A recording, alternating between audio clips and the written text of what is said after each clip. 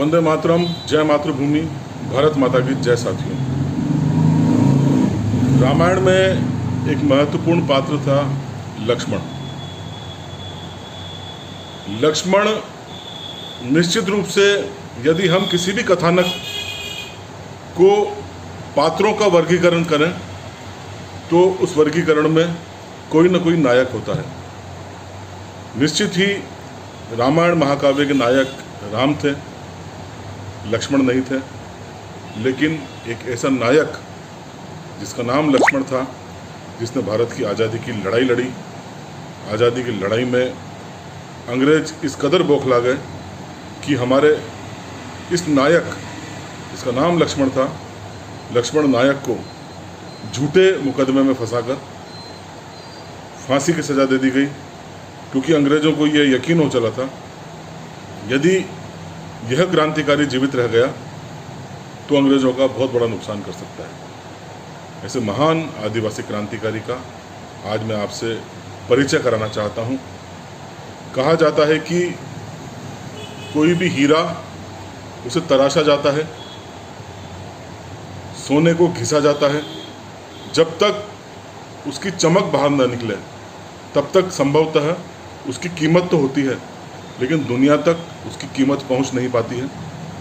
ऐसे ही महान क्रांतिकारी थे लक्ष्मण नायक, जिनके अंदर अपने सूबे, अपने जनजातीय क्षेत्र के प्रति, अपने आसपास के क्षेत्र के प्रति तो एक आंतरिक मातृभूमि जिसे कहते हैं उसके प्रति स्नेह की भावना तो थी सही, लेकिन जब बृहत्तर परिप्रेक्ष्य में यह राष्ट्रीय स्तर के नेताओं से मिले तो उन्हें समझ में आया कि यह एक छोटे से क्षेत्र विशेष की लड़ाई नहीं है, बल्कि संपूर्ण भारतवर्ष की लड़ाई है।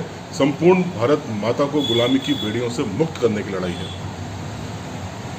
तो लक्ष्मण नायक इस लड़ाई में महात्मा गांधी के सिद्धांतों के अनुसार इस लड़ाई में कूद पड़े।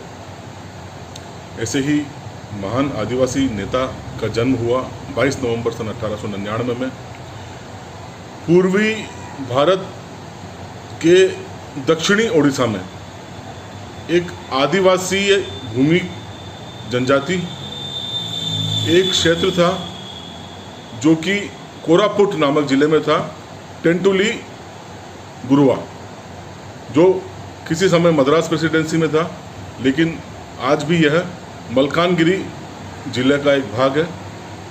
इनके पिता का नाम था पड़लम नायक, जो कि जयपुर समस्थानम के तहत आदिवासी प्रमुख थे, मुस्तदार थे।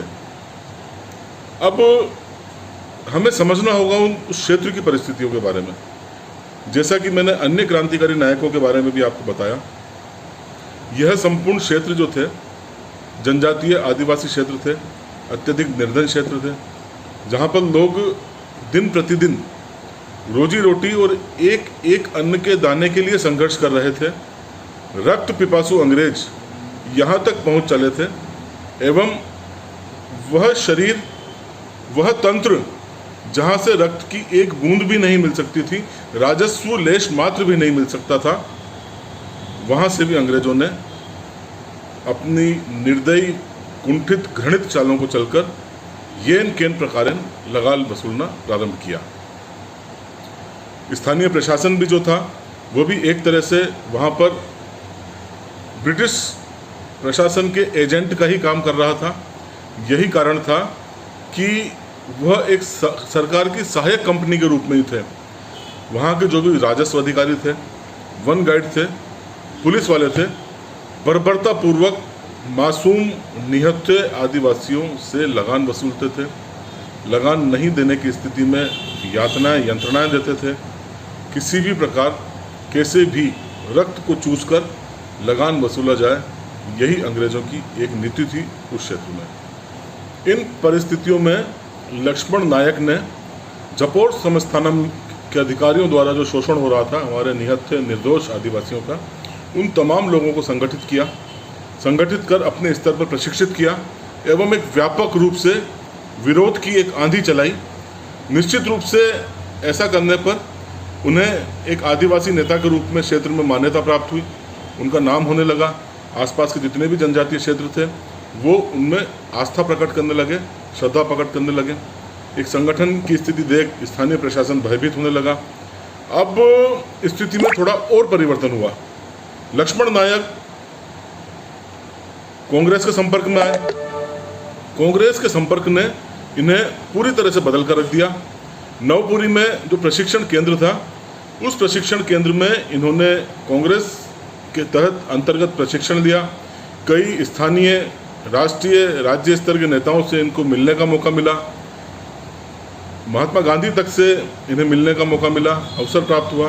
अतः अब इन्होंने जीवन की रणनीति यही बनाई कि जब महात्मा गांधी संपूर्ण देश में अहिंसा के सिद्धांतों से अंग्रेजों के खिलाफ लड़ सकते हैं तो अपने क्षेत्र में क्यों नहीं। अतः उन्होंने गांधीवादी सिद्धांतों को मूल लेकर, एक आधार बनाकर ब्रिटिश साम्राज्य के खिलाफ अपने क्षेत्र में लड़ाई प्रारंभ कर दी। स्थानीय लोगों को मजबूत करने का कार्य किया।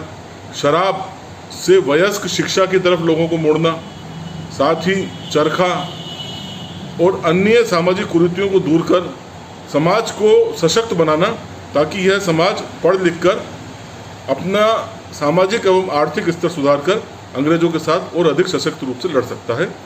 यह एक अवधारणा थी लक्ष्मण नायक की।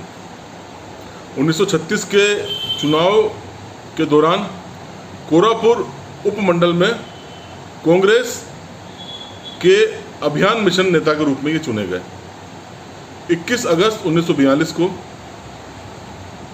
जब महात्मा गांधी ने संपूर्ण देश में आह्वान किया था करो या मरो का, भारत छोड़ो आंदोलन का, उस दौर में भी लक्ष्मण नायक बहुत ज़्यादा सक्रिय रहे एवं अपने शांतिपूर्ण प्रदर्शन में उसका नेतृत्व करते हुए यह जब मैथिली स्टेशन, पुलिस स्टेशन के सामने प्रदर्शन कर रहे थे, तब चूँकि पुलिस जानती थी लक्ष्मण नायक का आभा मंडल कितना बड़ा हो चुका है, वह कितने सशक्त आदिवासियों के नेता बन चुके हैं, अतः भले ही वो प्रदर्शन शांतिपूर्ण था, लेकिन पुलिस, ब्रिटिश प्रशासन चाहता था कि भीड़ को तितर बितर कर दिया जाए।